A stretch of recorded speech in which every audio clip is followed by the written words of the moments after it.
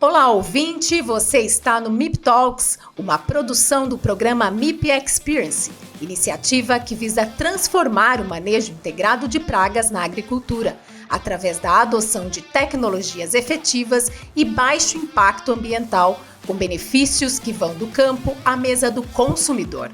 Saiba mais em mipexperience.agr.br.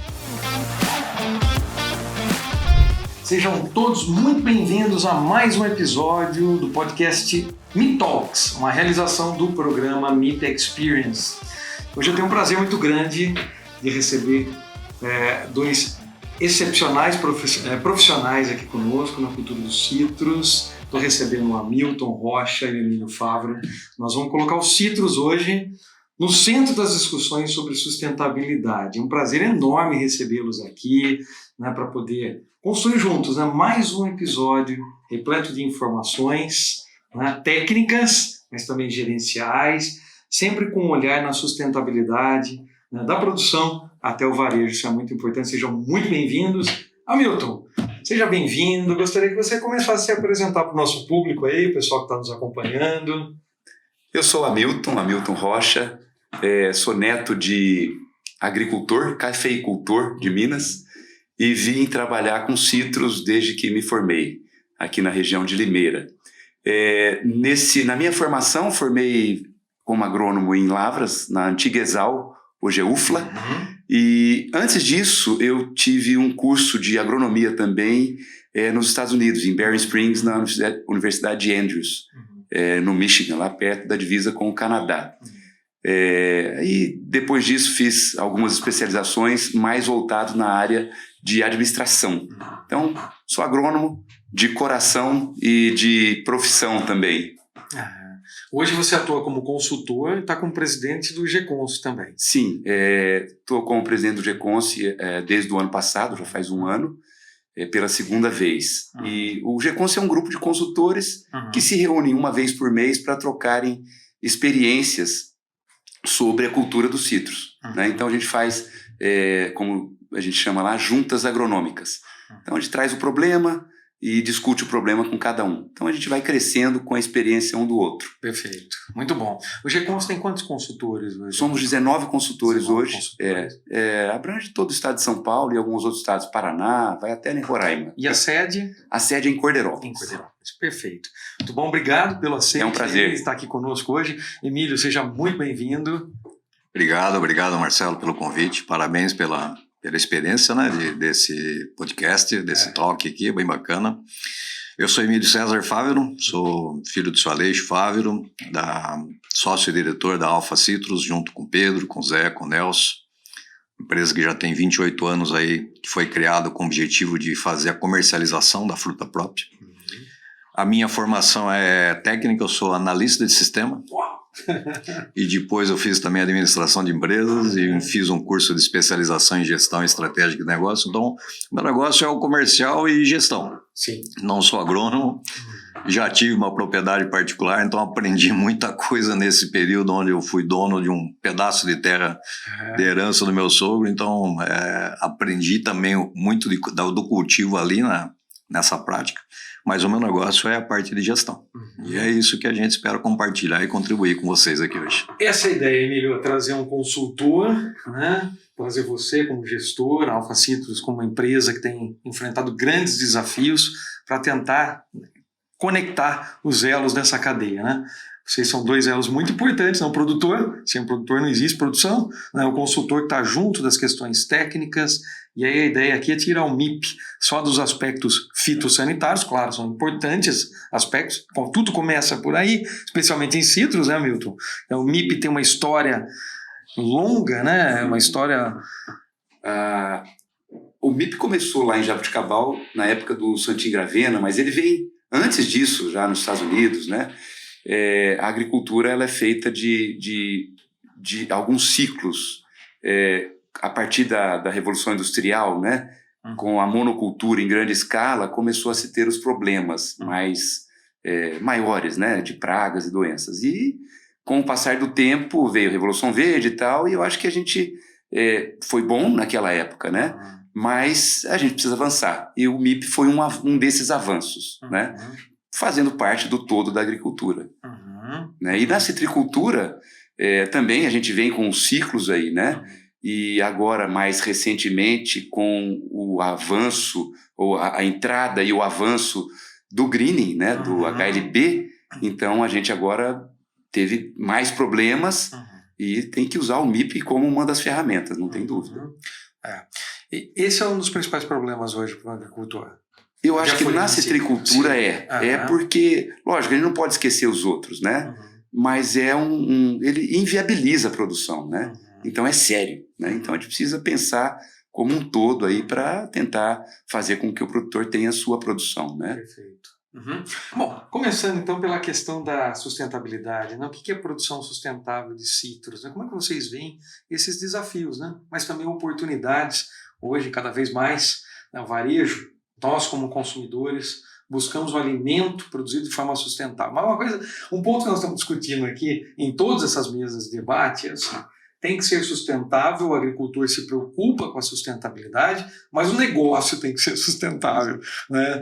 Até conversando com o Roberto Araújo, nós tivemos o lançamento da revista MIP Experience, número 12, algum tempo atrás, e ele comentou assim, o produtor não pode estar no vermelho para pensar no verde. Ele tem que estar no verde para pensar no verde. Como é que é isso, Emílio? Esses desafios do dia a dia da produção de citros sustentável? Eu acho que quando a gente fala em sustentabilidade, você tem a sustentabilidade econômica do seu negócio, você tem a sustentabilidade da produção em si, de uma forma geral, né?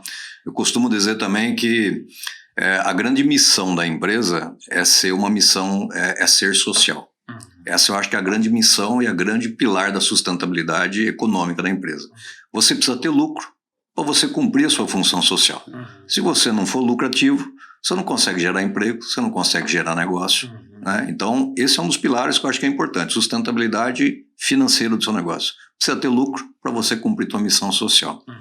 E eu acho que o outro lado é o lado da produção, de como você faz. Né? Eu acho que aí é que está a sustentabilidade também. Fazer uma produção que seja bem feita, com boas práticas, né? E aí essa produção é respeitando o trabalhador, você respeitando ali a terra, você respeitando o meio ambiente, você respeitando todo aquele ambiente onde você está envolvido. Né? Então, eu acho que a sustentabilidade, ela para nós, ela é dessa forma, ou seja, você tem o lado social, você tem o lado técnico e você tem o lado ambiental, o trabalhista, são vários pilares que você tem. Aí a gente entra com alimento seguro, a gente entra com rastreabilidade, ou seja, todos esses pilares, eu acho que eles estão debaixo do que nós podemos dizer de uma produção sustentável. E como é que, Hamilton, como é que você tem visto isso como consultor? Esse é um aspecto geral dentro da citricultura? A citricultura tem se mobilizado para a sustentabilidade? E quais são as principais frentes, vamos dizer assim, dos produtores? A citricultura ela está num momento, eu acho que crítico com relação ao uso intensivo de inseticidas, fungicidas e tal. E eu gostei muito do que o Emílio falou, e você também, Marcelo, que a sustentabilidade muitas vezes é vista só como ambiental. E não é só isso, né? Ela abrange mais coisas, como o Emílio falou. Então, é importante a gente mudar um pouco o foco. E eu acho que, pela situação da agricultura, da citricultura hoje, nós estamos começando a olhar para o manejo ecológico, para os micro-organismos, macro-organismos com olhos diferentes. Porque o químico tem o seu valor, sim, mas a gente vê que não é só isso que a gente precisa ter no campo. Né? Então a gente está começando a mudar. Aos poucos, mas está mudando. E eu acho, aí a opinião própria, né, que essa citricultura ela vai migrar para uma citricultura mais sustentável. Não sei dizer o tempo, mas vai ser isso. Talvez vindo de uma pressão lá do consumidor, né, quem sabe, querendo um produto melhor. Mas nós estamos nessa transição, no meu ver. Você acha que, assim, pensarmos em... Nós estamos falando da diaforina, né, do psilídeo, mas no passado já tivemos a cigarrinha, CVC, tivemos problemas aí com ácaro, né? E assim, o manejo sempre foi difícil na cultura dos citros por conta dos vetores, né? Sim. Controlar os vetores. Esse ainda é um problema dentro da cultura? Ainda é. Vou te dar um número da última safra. Na última safra, se perdeu em números assim, relativos, né? 40 milhões de caixa de laranja entre as pragas e doenças, né? Cancro, cancro, pinta preta, bicho-furão e mosca das frutas. Certo. E por greening, 16 milhões. Então, o greening é uma doença séria. Sim. Mas as outras, né, a gente vê que são sérias ainda, né? É porque as outras, geralmente, você perde mais a fruta, né? E o greening você vai perdendo a planta. Isso. Então, tem essa questão. Né? Mas é muito importante. As outras doenças e pragas são muito importantes ainda. Né? A gente não pode bobear, né? Deixá-las de lado e pensar só no greening. Não, pensar em tudo. Sim. Emílio, como é que vocês estão estruturados com o pessoal de campo, equipe de campo? Antigamente a gente falava aqui nos pragueiros, né? Até com o Santinho Gravena que você comentou, Milton, nós tivemos um dos primeiros episódios nossos e ele falou do pragueiro. Hoje não se encontram, não tem poucos, precisam treinar mais. Como é que vocês estão estruturados para... Primeiro passo do MIP, do manejo de pragas, é detectar a praga no campo. Tem uma estrutura formada para isso? Eu acho que isso ainda tem. Eu acho que ainda é válido, né? Eu acho que quando você fala do manejo integrado, eu acho que a proposta que o próprio Santin traz, né? Ou seja, é você entrar com tratamento no momento que realmente precisa, né? Apesar de nós sabermos que nós temos algumas doenças que você tem que cumprir um calendário, né? Principalmente as doenças fúngicas aí, eu acho que o monitoramento ainda é importante. O que eu acho que está agora é evoluindo a forma de fazer o monitoramento. Certo. Você ainda tem as pragueiras, os pragueiros, que antes eram no papel, hoje você tem já um apontamento, um celular, um tablet para apontamento, e o que nós estamos vendo agora é monitoramento com drones, com outras ferramentas que podem ajudar nessa detecção. Então, o conceito do monitoramento eu acho que ele ainda existe. O que está se mudando talvez são as formas de você fazer esse monitoramento, com mais tecnologia, talvez com mais precisão. Você vê já tecnologias onde você vai atuar no pé, na árvore, ou seja, cada árvore passa a ter a sua localização, o seu GPS, então você vai direto naquele ponto, né? Então eu acho que as ferramentas de monitoramento é que estão evoluindo. E isso tem favorecido então o manejo. Eu acho que isso exatamente, eu acho que isso vai levando para que você seja cada vez mais assertivo naquilo que você vai fazer, no momento de fazer, aonde fazer, em vez de você fazer grandes áreas totais, mas de repente você começa a fazer isso de uma forma mais assertiva no local. Isso vai trazer economia, vai trazer eficiência no processo, né? Então eu acho que o monitoramento, eu acho que ele é importante ainda no processo. Isso aí. É o primeiro passo para programas de MIP e sustentabilidade. Eu acho, só completando o que ele falou, logo que começou o greening, vai o aprendizado, né? E aí começou a se fazer muita coisa calendarizada, né? Não só para doenças fúngicas. E começou a dar certo, mas não deu certo, não está dando muito certo, né? E aí eu concordo que a inspeção de praga, ela hoje, apesar de tanto problema, ela é mais importante, né? Então, por exemplo, pensando na diaforina, é muito importante quem está fazendo a gerência ali saber aonde tem e qual fase do inseto. É adulto, é ninfa, qual estágio da ninfa, tem ovo, não tem, para a gente poder trabalhar mais específico, como o Emílio falou. De que região que vem, de que região, de que lado da fazenda, exato. Ser mais assertivo no processo. Né? Então é muito importante, começou a se perder um pouco a importância dos inspetores de praga, mas voltou. Então a gente hoje dá muito curso, treinamento constante, porque a pessoa precisa identificar e identificar bem identificado. Certo. Quando a gente pensa em grandes áreas, vamos para os grãos, né? Produção de grãos, soja, milho, algodão, um fator que limitava muito o uso de biológicos era como liberar, né? Como realizar essa aplicação. Então, recentemente, há uns 4, 5 anos, nós tivemos a introdução dos drones. A Emílio citou os drones agora, né? Então agora nós podemos liberar vespinhas em 50 mil hectares em 1 hora. Nos citros, como é que essas ferramentas você já começou a falar que elas já são introduzidas, já são utilizadas, os drones, sensores. Que tipo de tecnologia hoje os Citrus têm empregado recentemente? Como isso tem colaborado para a questão da produção sustentável? Vocês já utilizam os drones, utilizam alguns sensores? Que tipo de tecnologia? Nós temos feito algumas experiências, né? Até para identificar uma coisa que eu sempre digo, né? Nós fizemos todo um trabalho de ajudar a desenvolver uma ferramenta de leitura do campo, das árvores, para poder ali fazer a quantificação de safra, identificar tamanho de fruto, coloração, até para identificar o ponto certo de você colher, onde você tem. Nós durante 2 anos, nós ajudamos a desenvolver uma tecnologia dessa. O que eu sempre disse internamente dentro da empresa? Eu falei, isso aqui tem que ser usado de uma forma estratégica para a empresa. Certo. Porque senão ela acaba virando só custo. Se você não tiver essa informação como uma ferramenta estratégica para tomada de decisão. Né? Então, o que eu vejo hoje? Existem muitas empresas oferecendo serviço, por exemplo, de leitura com drone. Principalmente através do tratamento de imagem, onde você verifica se a planta tem uma cor mais forte, mais fraca, e ali tentar identificar se isso tem doença ou não.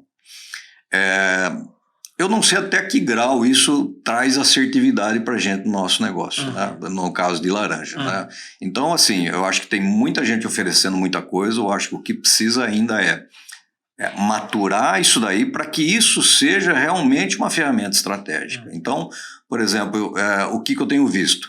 Automação de bomba, automação de trator, para que você possa ter um melhor conhecimento do manejo onde foi feito, se foi feito correto, se a velocidade, ou seja, uma automação do equipamento. Eu acho que isso é interessante, porque você ganha, de repente você tem mais eficiência, você tem uma melhor certeza do que aconteceu no processo. Por exemplo, você faz pulverizações noturnas, dificilmente você consegue monitorar como o tratorista cumpriu aquilo. Então, uma ferramenta dessa pode te garantir, pode ser útil como garantia de que você não tenha perda de produto, pulverizou da forma certa, na velocidade, na vazão que você desejou e ter o monitoramento do serviço. Então, acho que isso é uma ferramenta interessante.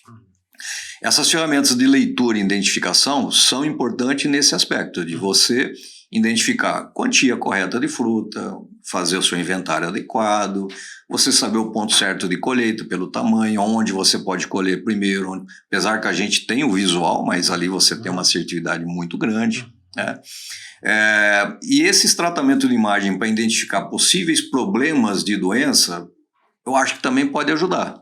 Eu não sei o quanto isso é assertivo no processo, mas eu acho que pode ajudar a identificar esse tipo de coisa. Então, a gente vê que está caminhando para isso.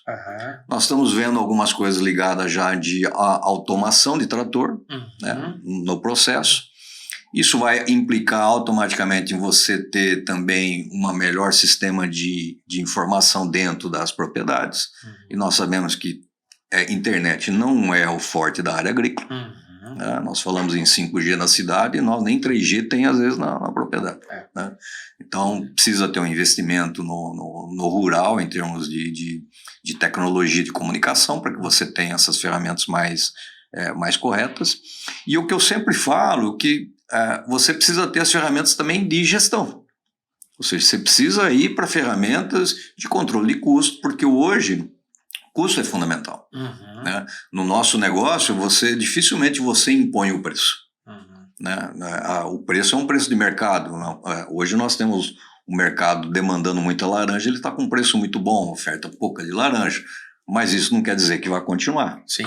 Daqui a pouquinho quem põe o preço é o mercado. Né? Então, aonde você controla? Você tem que controlar o teu custo. Então, você precisa ter ferramentas de gestão para você saber exatamente talhão que é produtivo, talhão que é lucrativo, e o que não for, realmente tomar decisão de reforma, né? Seja por outra cultura, o que for. Então, ferramentas de gestão, e aí acho que tem muitos sistemas de gestão, eu acho que é fundamental o produtor ter uma boa organização administrativa para que você possa ter essas informações na sua mão.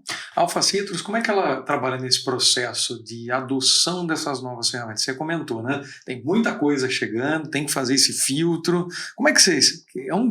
grande desafio, né? Sim. Selecionar o que faz sentido e o que não faz. Tem muitas startups surgindo para tudo quanto é lugar. Isso é muito bom, porque boas ideias, bons produtos estão vindo para a agricultura, mas a gente sabe que alguns ainda não emplacam. Então, como é que vocês trabalham nessa questão da gestão da inovação na produção?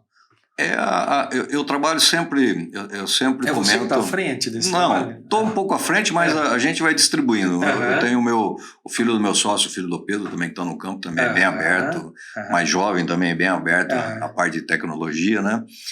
E eu uso o seguinte princípio lá, né? Eu acho que todo investimento, toda nova tecnologia, ele tem que atender pelo menos 3 pilares, né? Pelo menos um dos 3 pilares. Ele tem que te trazer uma redução de custo, ou ele tem que te trazer um ganho de produtividade, ou ele tem que te trazer uma vantagem competitiva. Isso a gente aprende na academia, que se o investimento que você for fazer não atingir alguma dessas coisas, talvez não valha a pena você fazer. Certo. Então, pensando nisso, o que a gente faz? O próprio conceito de startup, pilotagem. Piloto. Faz um piloto de uma área pequena, monitora, vê o benefício, vê o ganho que aquilo teve, vê o custo que aquilo vai gerar. Se aquilo não vai ser só custo, se vai trazer alguma vantagem em termos de estratégia para o seu negócio, porque senão de repente ele vira só custo. Esse o conceito que eu gosto de praticar e que a gente tenta trazer para dentro da empresa. Perfeito, muito bom. Hamilton, eu lembro bem, né? Eu comecei trabalhando com ácaros, né? Para o Celso, na época, com ácaros predadores, né? Aqui na Promip e também na minha tese lá de pós-graduação, doutorado, e nós tentamos selecionar ácaros predadores resistentes para liberar in citrus. Uma parceria naquela época, lá em 2000, junto com a Fischer, trouxemos neusilos califórnicos lá do sul para introduzir aqui na região ali de Descalvado, na época, né? E estou dizendo isso por quê? Porque nós constatamos que é o seguinte, aí eu queria entrar nesse ponto com vocês, né? Controle biológico aplicado versus controle biológico natural por conservação, né? E aí entramos nessa questão da sustentabilidade. Nós liberamos o ácaro lá, acompanhamos e vimos que os ácaros que ocorrem naturalmente, os predadores que ocorrem naturalmente in citrus, o ácaro maçã, o efiseoide, os euseios, né? Eles estavam mais presentes e permaneceram mais presentes na cultura do que o ácaro que nós liberamos, né? Então a Fischer até tentou um tempo e faz um trabalho muito bom lá no sul, na cultura da maçã, né? Controle biológico controle biológico natural, através da preservação, versus não, ao lado do controle biológico aplicado. Como é que você vê a presença dos agentes biológicos em campo hoje?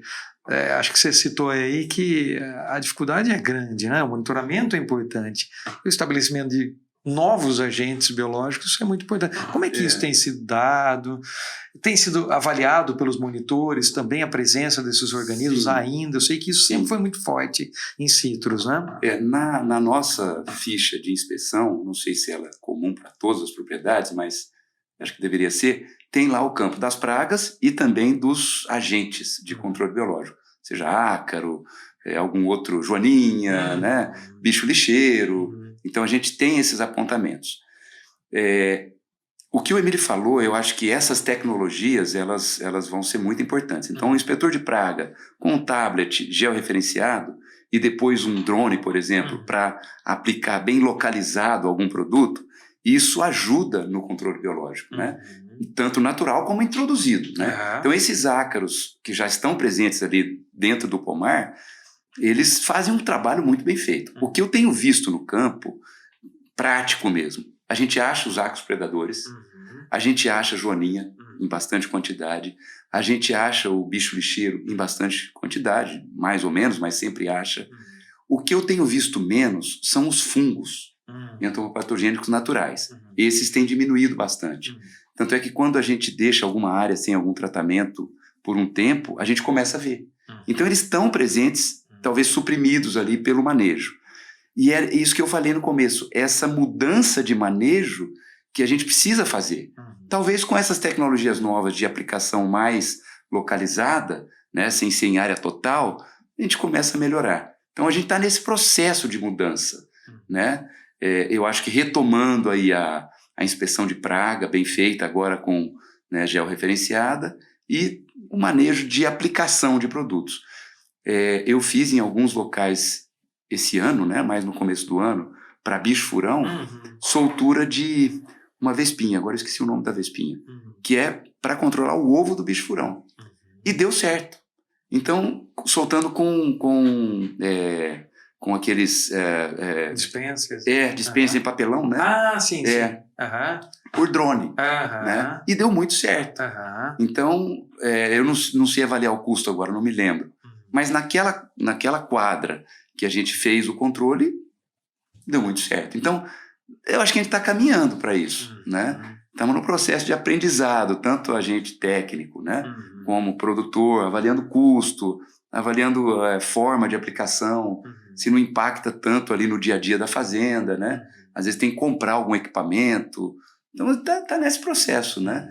Mas que a introdução, mesmo assim, igual você falou, a introdução de um ácaro não permaneceu por muito tempo, mas talvez para aquele momento ele foi eficiente. Isso, né? E para nós tá bom. Mesmo que ele tenha morrido depois, porque às vezes o ácaro que ele foi predar tem acabado, né? Acabou a comida dele, sim. A gente solta de novo depois, não é problema. Né? Então, eu acho que nós estamos nesse processo.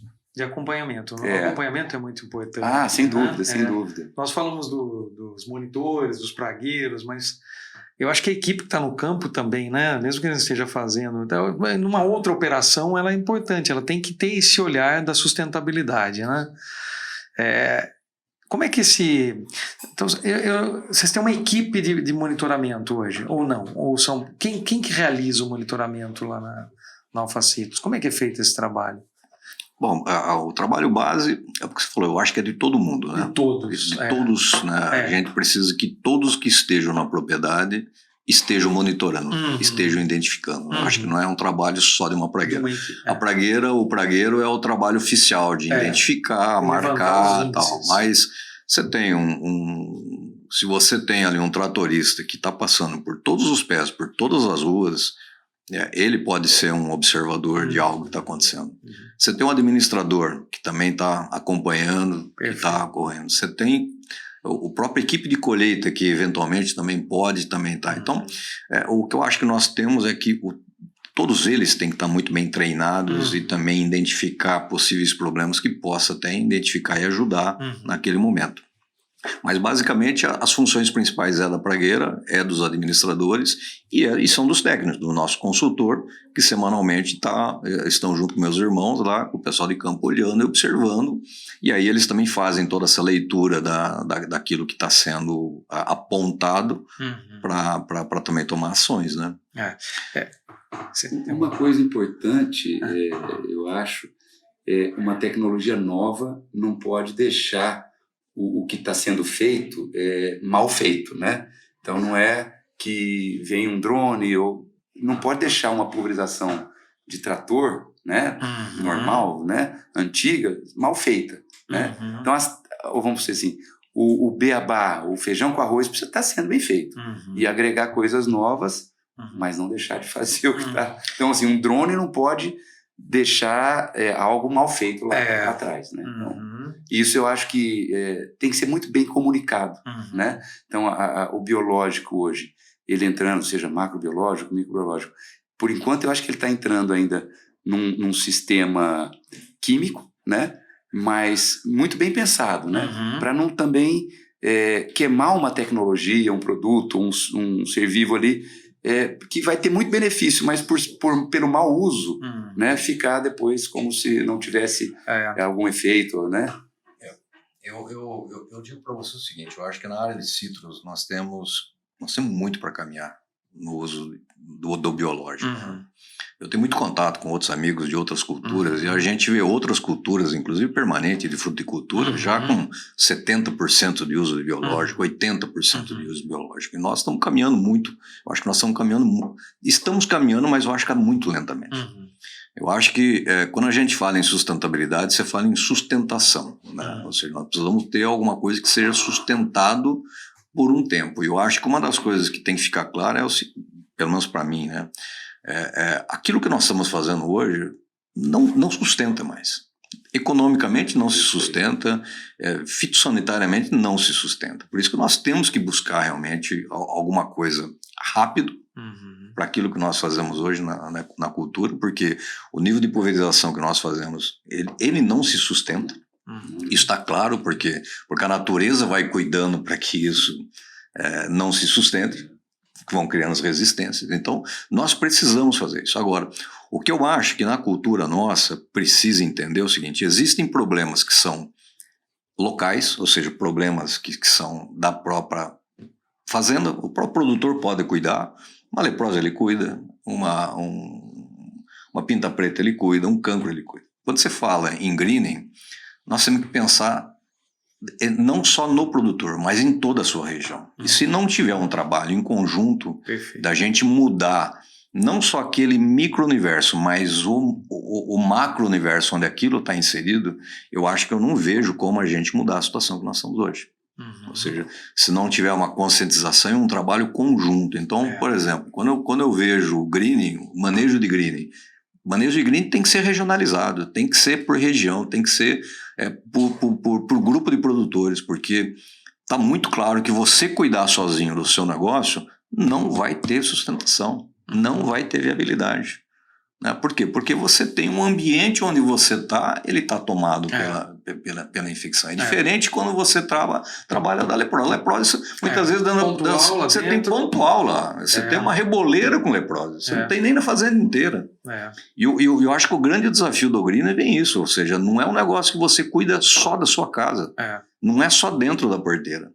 Ele é fora da porteira. Até os hospedeiros da cidade, né? Murta, por Exato. exemplo, então outras, tem que ter uma conscientização muito grande do ambiente, da região onde o produtor está, os produtores estão, junto com o poder público, para que realmente entenda que esse é um problema, que não é um problema de um local só, é de uma região toda. E se não tomar uma atitude desta forma, deste manejo, deste pensamento, nós vamos continuar enxugando gelo.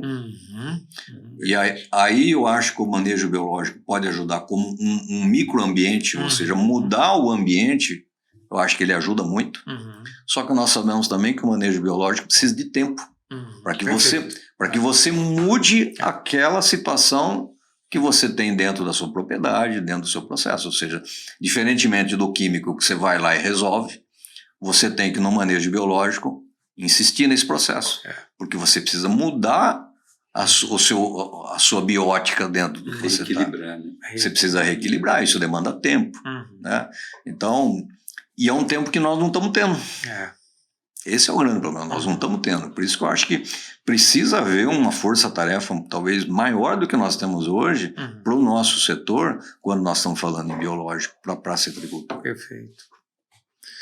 Quer completar alguma coisa? Sim, eu acho muito importante o que o Emílio falou, que é uma cultura super importante, né, em termos de faturamento para o estado de São Paulo, né, para o Brasil, logicamente, e pelos desafios que a gente está enfrentando, diminuição de produtores, né, de área plantada, mas o governo tem feito suas ações, o governo é mais devagar, né? Mas eu acho que essa ação, igual da Promip, de trazer um manejo diferente, não diferente, né, mas agregar isso no ambiente. Por exemplo, tem uma fazenda que eu trabalho, agora, felizmente, o vizinho tinha abandonado o pomar, agora arrancou o pomar.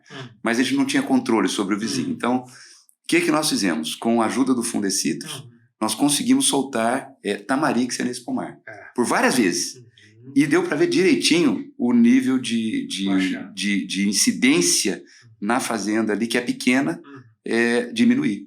Né? Então houve. Só que não tem tamarixia suficiente para todos, né? Disponível assim qualquer hora que você precisa. Mas foi uma ação que ali deu certo e mostrou claramente como funcionou. Né? A gente vinha apontando ali, olha, está aumentando, quando vê, diminuiu. Né? Agora espero que diminua mais, porque agora não tem nem os pés mais ali, né? Mas era um pomar abandonado. Sim. Então, e o biológico entrou ali e funcionou, né? E dentro da propriedade, eu acho que nós estamos nesse caminho que ele falou. A gente precisa aprender mais e mais rapidamente, né? Quais organismos? Para qual fim ali? Né? E a gente está nesse processo de aprendizado e precisa ser rápido. E precisa ser. Eu gostei muito de ouvir o Emílio falando, né, aí representando o setor, a produção, dessa necessidade e o entendimento, que a gente fala de mentalidade, uma mentalidade dos biológicos, não? Entender que biológico não é químico. Esse é o primeiro ponto. Aqui na universidade a gente sempre falou, né, na época da universidade, falava o seguinte, olha, o químico, o produtor está acostumado a aplicar o químico e ver o inseto cair. Só que o inseto não está caindo mais nem com o químico, por conta da evolução da resistência e de outros fatores, né? Então, a entrada dos biológicos, e isso começou na última década, né? Se olharmos aí o número de produtos registrados, o ano passado, só para vocês terem uma ideia, foram registrados 136 novos produtos biológicos, né, que contêm agentes biológicos, isso no Ministério da Agricultura. Nos últimos 10 anos, isso aumentou bastante. Então, o que está acontecendo? Hoje você tem mais produtos, mais agentes biológicos, mais empresas, pessoal técnico. Quando nós começamos o trabalho há 17 anos atrás, né, era muito difícil esse entendimento de que é necessário ter tempo para que as coisas aconteçam. A evolução da resistência também leva um tempo e a gente nem percebe. É o contrário, não é? Você está aplicando o mesmo ingrediente ativo ou ingredientes ativos distintos, mas dentro do mesmo grupo químico, e a população está se tornando cada vez... Você está selecionando e você não está enxergando isso. Então é necessário, sim, essa introdução e a integração entre a indústria, os consultores, os técnicos, o produtor, né? E faz todo sentido o que você falou, em pequenas áreas, né? Depois você vai expandindo isso para dentro da propriedade, né? Mas ter esse entendimento, isso é fundamental, né? Eu fiz um teste outro dia, Marcelo, faz um tempinho, foi no primeiro semestre, porque a gente tem pouco produto para acro da ferrugem, né? E dificuldade no controle para fruta de mesa, a ferrugem estraga a fruta, né? Fica terrível. E eu fiz um teste com Hirsutella Thompsoni. Foi o melhor tratamento. Poxa. Né? Não tem, assim, tantos produtos disponíveis tal, né? ainda, disponíveis, né? Mas funcionou ótimo. Foi ótimo. Melhor do que o enxofre, melhor do que a abamectina. Né? Então, olha aí, é um fungo que está disponível. Né? Sim, sim. Eu acho que isso relata um pouco uma percepção minha. Eu acho que a academia está muito atrasada no biológico, nos citros. Tem muita gente, é um teste aqui, é um teste lá. Isolado. Sem algo... Precisava, eu acho que as universidades agronômicas elas estão muito lentas demais em fazer trabalhos realmente de pesquisas para todos esses problemas. Né?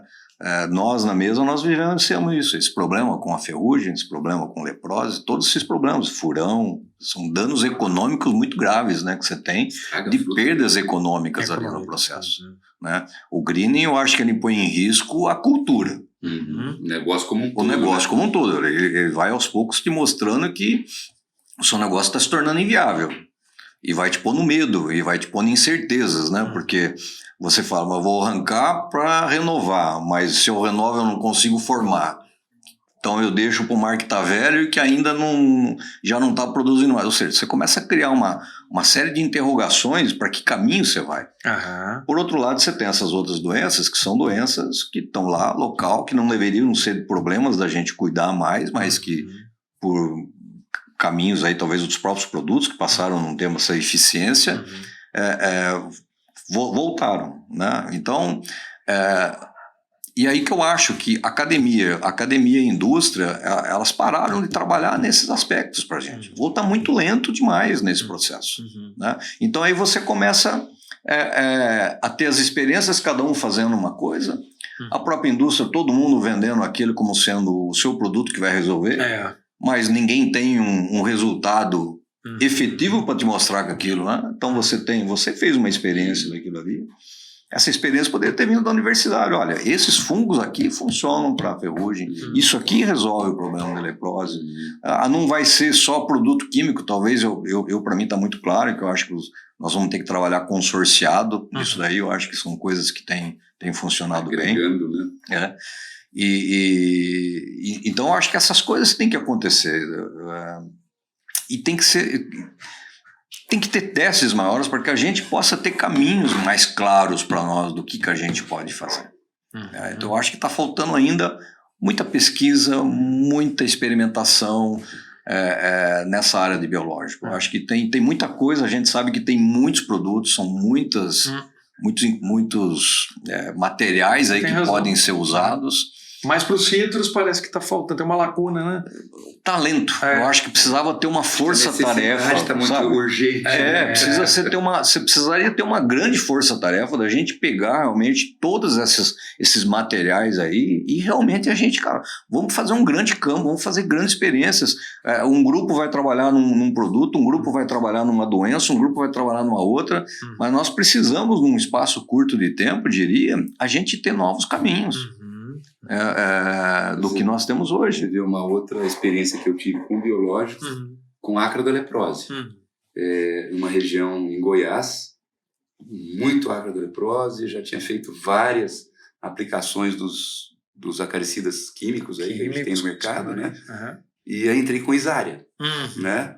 Meio com medo, confesso, controlou perfeitamente. Então, eu acho que assim, tem um pouco ainda de incertezas, né, por não conhecer tão bem, como você falou, o produtor ou mesmo o tratorista está acostumado a aplicar alguma coisa e olhar né, o controle feito, né, o bichinho caindo, né, mas controlou, né, controlou bem. Então é possível, né, a gente só precisa ter um pouco mais, como o Emílio falou, de certezas, vindo da pesquisa, né, vindo de vocês também. Vocês acham que faltam mais iniciativas? Falta o que nos sítios? Porque acabamos de falar na soja, milho, são outras culturas, é completamente diferente. Falta o quê? Falta ter alguém que tome a frente, falta associações. O que falta para a gente poder evoluir mais e rapidamente? Eu acho... Falta produto, falta o quê, né? Não, eu acho que um pouco de conhecimento ainda falta, né? Isso a gente está no processo. Vendo das empresas, né, um olhar das empresas para a cultura de citros, eu acho que a cultura de citros ela é pequena. Então a área, a empresa olha para a soja, fala, eu quero aquela área, né? Então, assim, nos produtos químicos a gente vê muito isso. Essas multinacionais pesquisam alguma coisa para soja, para milho, né? Se serve para citros, vem, mas não está diretamente em citros a pesquisa. Talvez o biológico mude um pouco, porque é mais focado no organismo em si do que na cultura, né? Mas acho que está nesse processo. A área de citros é pequena e o processo de aprendizado ainda está meio atrás, igual o Emílio falou, do que outras culturas. Você falou da tamarixa, né, para o psilídeo. Em termos de suscetibilidade aos químicos, você tem alguma informação? Então, é enorme. Tanto é que a gente não consegue soltar ela na área comercial por causa disso. Mas dá para soltar nas áreas não comerciais. Não comerciais. Mas eu diria para você então o seguinte, se as indústrias, vindo das indústrias, não têm interesse, é nós aqui embaixo que temos que nos organizar, seja com associações, sejam com outros órgãos, e talvez nós sim nos organizarmos. Eu acho que talvez precise realmente fazer um grande fórum aí de discussão sobre isso e se organizar, e criar, isso me veio na mente agora, eu acho que você criar núcleos de desenvolvimento, cara, alguém vai focar, um grupo ou uma universidade vai trabalhar pensando em ácaro de leprose. Esse trabalho que você fez, por exemplo, ele precisa ser replicado em outros lugares para confirmar isso daí. O trabalho que você fez de ferrugem tem que ser replicado em outros lugares. Nós sabemos, por exemplo, para o coletrótilo na flor, tem muito uso de biológico para coletrótilo na flor. Nós precisamos trabalhar o coletrótilo em regiões disso aí. Então você precisa ter, de repente, núcleos, né? Você ter grupos, forças-tarefas, cada um cuidando de uma doença ou de um problema, replicar esses trabalhos para que, de repente, em 2, 3, 5 anos, a gente tenha algumas soluções disso daí. Mas se a indústria não vem, é nós que temos que fazer. Nós não podemos ficar esperando deles. Né? Vamos voltar no tamarix, né?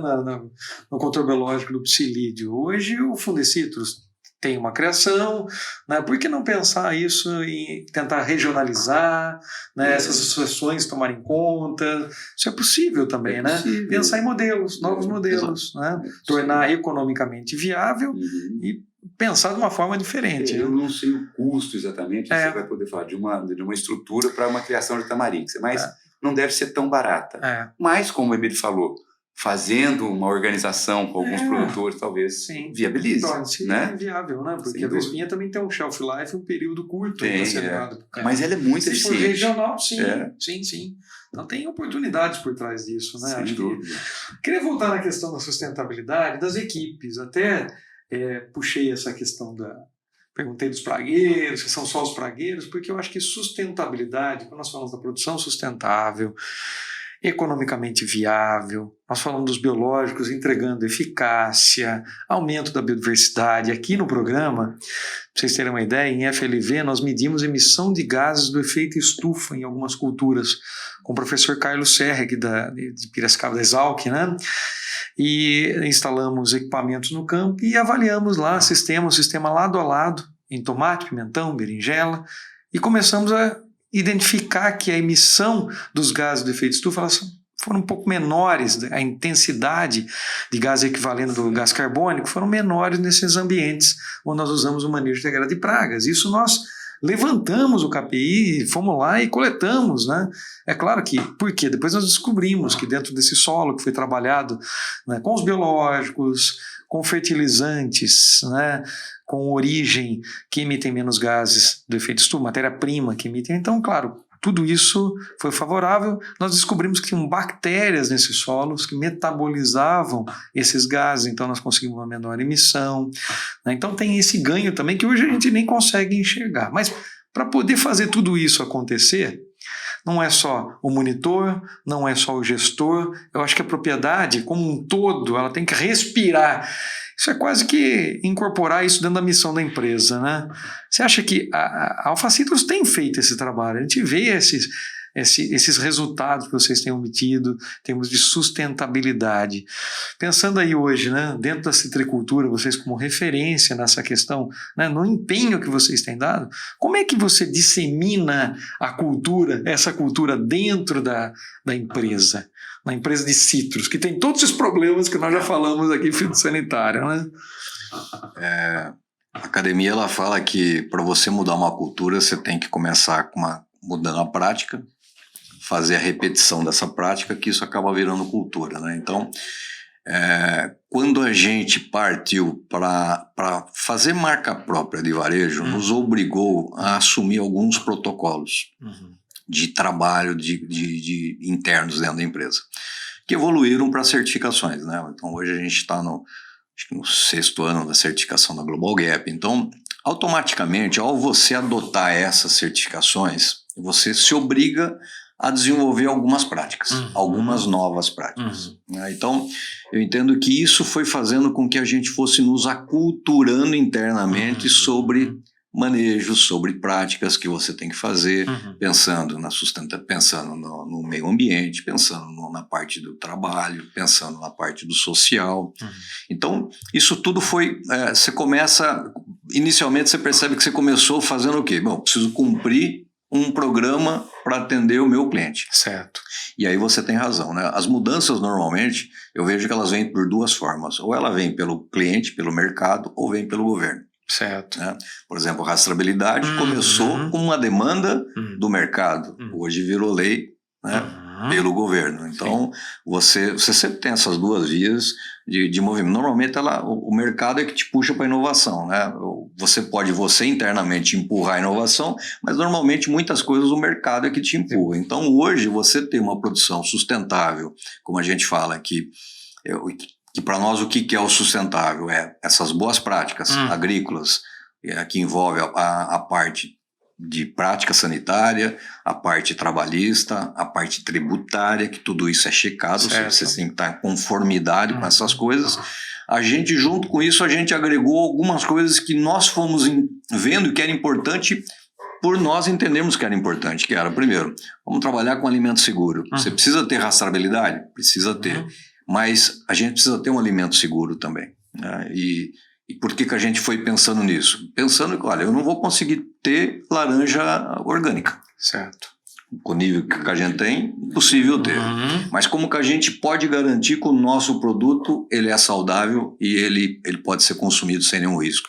Então nós desenvolvemos internamente todo um protocolo nosso de pulverização, de controle, para você só colher depois só colher depois que cumpriu a carência do produto, só usar produto autorizado para cultura, nas dosagens que são recomendadas, ou seja, trabalhar corretamente. Exatamente. Né? E colher realmente aquilo está fora do período de carência. E fazer monitoramento disso. Então nós também fazemos o nosso monitoramento, ou seja, eu faço análise de resíduo ao longo de todo o ano. E são muitas delas. Né? Para garantir que aquela minha prática ela tá correta.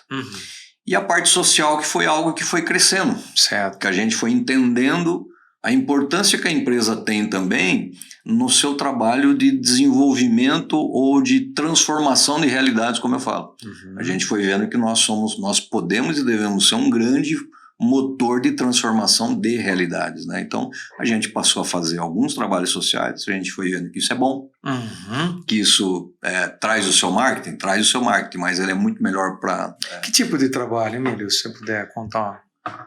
Eu acho que hoje nós temos 2 grandes trabalhos sociais que nós fazemos, que um é com a PAI, inclusive esse mês de outubro vai para o 7º ano consecutivo que nós estamos fazendo.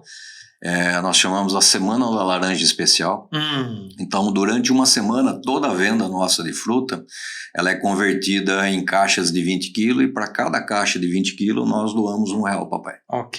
Então, e além da ação, a gente faz um trabalho dentro da cidade, né? Então, nós trazemos a PAI dentro da empresa para conscientizar a importância do trabalho da PAI. Nós movimentamos a cidade, né? Porque nós fornecemos, por exemplo, pacotes de laranja, nós doamos os pacotes de laranja para que eles vendam dentro da cidade. Então eles fazem vários pontos de venda, então a cidade participa nessa semana. A PAI se torna visível dentro da cidade, então as pessoas cada vez mais querem ajudar, participam. Então, esse movimento é que faz com que o projeto social seja positivo, né? E isso permitiu que a PAI, nesses anos, ela não fechasse a porta, porque ela estava para fechar. Na pandemia foi o que sustentou ela. Hoje ela está com maior carga de trabalho, maior carga horária de trabalho, permitiu que eles fizessem isso. Então, junto com outras ações que eles fazem, claro. Então, esse foi o grande trabalho que a gente fez. E há 2 anos nós fizemos um trabalho lá, nós somos um dos participantes de um projeto chamado Orquestrando Esperança, que é um trabalho feito com crianças lá, são professores lá da Igreja Adventista, que faz um trabalho com as crianças de formação de instrumento musical, de cordas, né? Violino, violoncelo, agora estão com coral também, além de um trabalho de apoio psicológico, reforço escolar. Então, você está pegando aí uma faixa bem vulnerável hoje, né? Das crianças e adolescentes que passam por uma vulnerabilidade muito grande e está dando uma nova oportunidade, uma outra perspectiva de vida, diferente do que ficar só na rua, ficar só em celular ou coisas do tipo assim que possam impor risco a eles. Então você traz uma nova perspectiva. Então esse tipo de trabalho que eu acho que são os trabalhos que a gente foi vendo que é importante, que a empresa pode ajudar, que a empresa pode participar dentro da sua comunidade. Nós sabemos que nós não temos condição de resolver o mundo inteiro, mas se a gente contribuir no nosso mundinho, se a gente fizer alguma coisa ali nós já estamos fazendo alguma coisa de bom. E olha que interessante, né? Porque você pega uma ação como essa e leva para dentro da empresa, da propriedade, essa conscientização e envolvimento dos colaboradores começa a ter resultados lá. Sim. Até no MIP, né? Porque por conta da responsabilidade e do comprometimento, né, para fazer melhor, né, fazer sustentável de fato mesmo, que seja sustentável para a empresa, mas que se possa cada vez mais maximizar esse resultado do campo lá para pontos, é espetacular, né? É muito bem trabalhado essa parte social da Alpha Seeds, parabéns. Uma coisa que você falou aí antes e me veio aqui, a gente não comentou muito, eu acho que a parte, quando a gente começa a fazer essa mudança do químico para o biológico, né, nós temos que diminuir o que faz maior desequilíbrio. Né? E a gente daí precisa pensar, né, solo e parte aérea. Certo. Não pode pensar só em um produto. É um produto para leprose, para acro da leprose. Ajuda, mas não é isso que muda.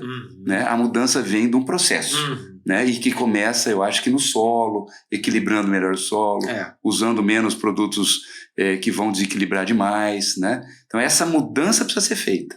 Né? E o solo está desequilibrado. Né? Então equilibrando o solo, a planta melhora, né, consegue ela própria se defender um pouco mais e a gente vai ajudando aos poucos.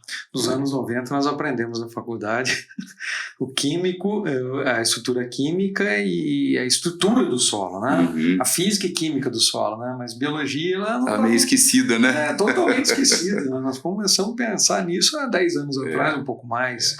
E é isso que muda toda as perspectivas, né? Em termos de... As coisas estão todas conectadas. Sim. E o ambiente todo ele é complexo, né? Então o ambiente produtivo tem toda essa complexidade, o ambiente econômico também tem, o ambiente social, por isso que eu falo. O que a gente fez na área social, a gente começou com alguma coisa, depois você foi percebendo que, poxa, a empresa pode ser uma mudança e vai mudando a cultura. E a mesma coisa no campo, né? A gente tem que pensar as coisas de uma forma mais completa e não mais só individual. Tem que pensar em toda essa complexidade das coisas, né? Porque as coisas estão todas conectadas. Exato. Indo para o finalmente aqui, está muito bom esse bate-papo, porque a gente poderia ficar horas aqui, mas eu vejo que um ponto aí muito relevante, eu comentei aqui, é a comunicação, né? Como comunicar tudo isso para o consumidor, né? Isso em várias culturas, mas nos citros também, né? Laranja é laranja lá na gôndola do supermercado, né? Como é que nós vamos comunicar? Queria ouvir isso de vocês, né? Que estão aí há muito tempo, né, trabalhando com a cultura dos citros, entendem todas as dificuldades, e lá na ponta, né? Como é que nós vamos trazer cada vez mais a credibilidade, né, para o trabalho que é bem feito? A gente ouve assim, citros tem época que dá dinheiro, tem época que não dá. Você citou isso, da sazonalidade. Se não dá dinheiro, tem praga, eu vou sair do negócio. Tem muitos que entram, muitos que saem, e muitos justificam que, vamos dizer assim, né, vamos tratar a coisa como uma comunicação, né?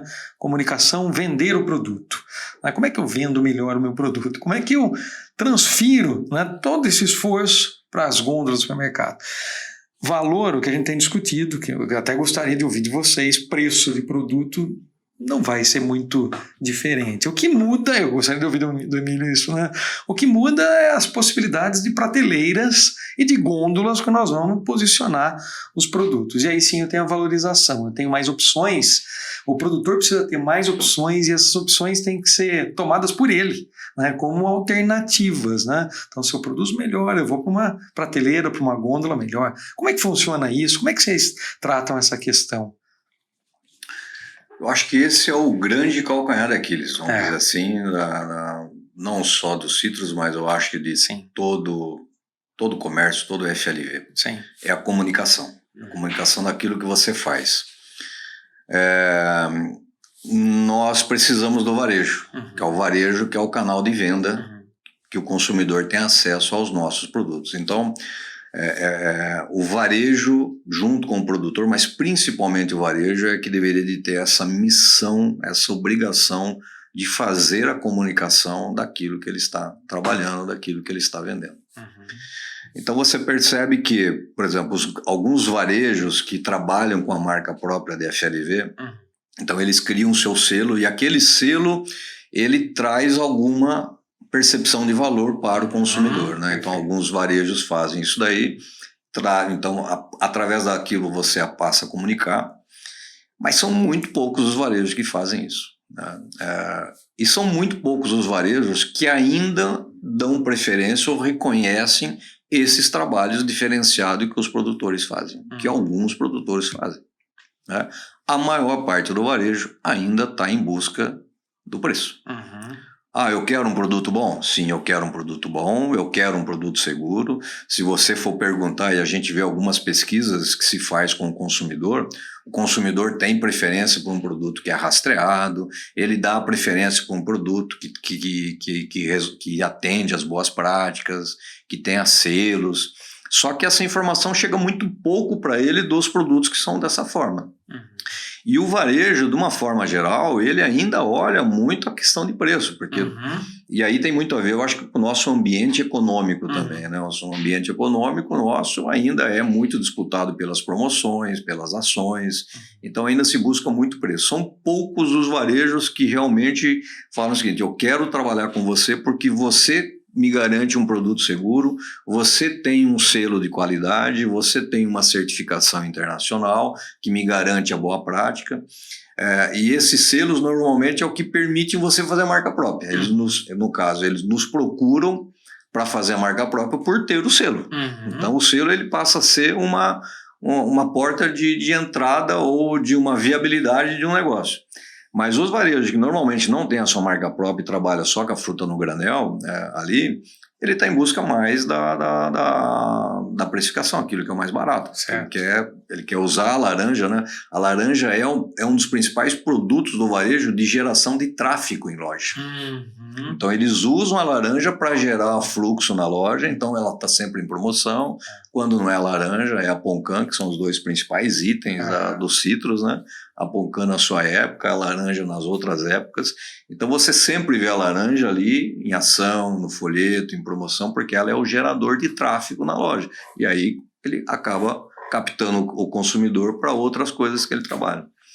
Então ainda são poucos os varejos, tá muito ainda na nossa missão. Acho que a BCM está buscando agora, por exemplo, um trabalho de talvez criar um selo, né? Então acho que a associação ela tem um papel muito importante nisso, de fazer com que os associados, todos eles, busquem trabalhar com boas práticas. A BCM, nesses últimos anos, nós conseguimos aumentar em muito o número dos produtores que têm a certificação do Global Gap. Né? Então, mas seria importante que todos tivessem, para que ela possa fazer realmente uma comunicação dela como associação, porque quando você tem alguns produtores e outros não têm, fica difícil até para a associação ela fazer uma comunicação. Sim. Porque ela não consegue garantir que todos estejam. Então seria importante que todos tivessem, todos os packings fossem certificados.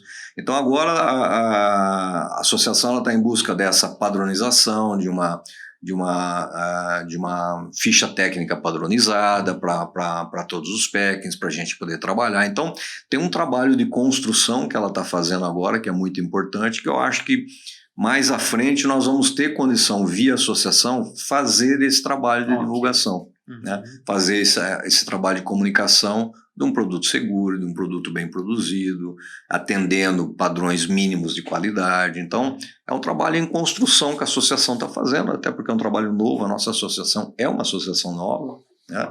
Mas que eu acho que vai render frutos lá na frente. Mas hoje eu diria para você, Marcelo, que é um trabalho assim de individual, de um ou outro tentando fazer alguma coisa, ou seja, tentando agregar valor, tentando fazer o consumidor ter uma percepção de valor diferente, né? Porque preço e valor tem diferenças nas coisas, né? Sim. Então hoje a nossa missão é o consumidor perceber valor naquilo que você está falando, por aquilo, pela prática que você faz, pelas garantias que você dá. Perfeito. Isso aí, Hamilton. Indo para o finalmente, você gostaria de deixar uma mensagem aí com relação a essa questão da comunicação, que é importante, né, do trabalho feito em campo até as gôndolas? A comunicar, eu acho que é fundamental para tudo, né? Você, por exemplo, uma frase comum aí tem: quem não é visto não é lembrado, né? Se você não comunica que lá na sua propriedade você adota boas práticas, ninguém vai saber, né? Então o produtor, né, ou a associação ou alguém ali precisa comunicar. Talvez ela é forçada vindo do consumidor. Eu só consumo se aqui tiver né, boas práticas. Então você começa a comunicar que você tem, né? Mas é importantíssimo. A comunicação faz parte do processo do ser humano como um todo. Precisa ser bem feita, precisa ser bem organizada, né? E acho que faz parte, né, disso tudo. E como você está fazendo, né? Tem que comunicar, né? Tem que contar nós história, temos isso, tem que contar a história, né? Nós oferecemos, nós ajudamos, né? Essa comunicação é fundamental. Exato. Esse é o nosso intuito, um dos nossos intuitos, né? Mostrar, né, o esforço do produtor, mas de todos dentro dessa cadeia, né? Você vê que você vai somando. Nós falamos aqui da pesquisa, falamos de desenvolvimento, da necessidade da academia estar próximo ao agricultor. Emílio colocou muito bem. Você, né, trazendo os consultores, esse olhar do consultor, da experiência, daquilo que deu certo, o que não deu certo. A indústria, né, tentando viabilizar, né, em escala, né, as soluções para o campo, isso é importante, né, mas juntos aí, né, chegamos até o varejo, trazemos o varejo para essa discussão que não é fácil para o varejo, não é fácil para os produtores, para a pesquisa, mas aí eu acho que nós começamos a entregar lá para o consumidor, pelo menos minimamente, mais uma entrega que seja mais perceptível, né, e que possa cada vez mais impulsioná-lo aí a sustentabilidade. Esse é o nosso objetivo, né? Aqui nós fazemos pelo controle biológico, para o controle biológico, mas não paramos aí, né? A ideia é integrar dentro todo o campo. É isso. Olha, eu gostaria de agradecer imensamente a Milton, sua presença aqui conosco hoje, Emílio. Olha, muito obrigado mesmo, foi enriquecedor esse bate-papo, né, com Citrus. Citrus é uma das culturas que nós vamos trazer dentro do programa MIP Experience, né? O programa, né, começou como programa, foi agora para o termo de reconhecimento das boas práticas do Ministério, e a partir disso passa a ser uma certificação, inicialmente para algumas culturas, né? Citrus, abacate, tomate, pimentão, batata são as principais culturas, as culturas que nós vamos começar a trabalhar já com o selo aí nos próximos capítulos dessa história. Maravilha. Muito obrigado, estamos juntos. Nós que agradecemos. Obrigado. Pessoal, nós agradecemos aqui a participação de todos vocês em mais esse episódio do podcast MIP Talks. Convido-os a participarem conosco em todas as nossas iniciativas. Informamos sempre vocês do passo a passo que o programa tem dado lá no nosso site mipexperience.agr.br. Acompanhe-nos nas nossas redes sociais, Instagram, Facebook, LinkedIn e YouTube. E você encontra esse episódio tanto no Spotify quanto no YouTube. Você é sempre o nosso convidado especial. Muitíssimo obrigado. Até a próxima. Você acompanhou o MIP Talks, uma produção do programa MIP Experience. Idealização e realização, Promip, Manejo Integrado de Pragas. Apoio e participação, Paripasso, BASF, FMC, Balagro, Delta CO2, CropLife e AgroSafety. Acompanhe o MIP Talks no Spotify e YouTube. Obrigada pela sua companhia e até o próximo episódio. Tchau!